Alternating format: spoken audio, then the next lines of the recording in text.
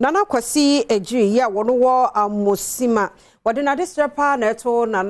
aban ene mpanifo anim fama gudie tuo mfidie no bi e wo ho anyame anim ni se won mo ensa sene pa ntinkabe ya aban emfa so nto so woni Adom TV edi sankomwe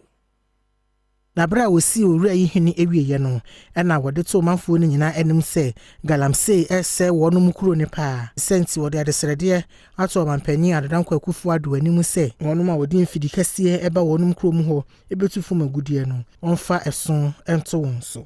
jobayanka adanko wotum wagwan dem na the community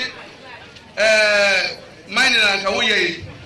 It's a small scale mining apart from large scale mining no. The best range o manye na enkan fa awon fa ye one dama no ye machine kukuka otum tutu oya forest odugu otum sensu the say dia awon ya ahina mpo na ebotum ya sen say dia wa na me dia me chere dama afuta mo ma penye no me za me dama me dia hobio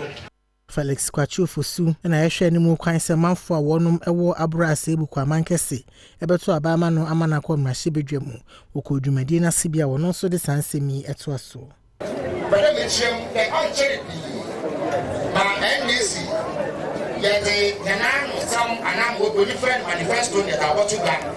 na yebe na da mo kwano de ache enti yakwatia yewo a yedo bwa oye amasima no ni abrase ebuku amankese ara na ebere sha yawo ba bro ne ya di mo nyina mo na nche let's go ya and some of you bet obeyen sama obefu wan kasa wo wa ba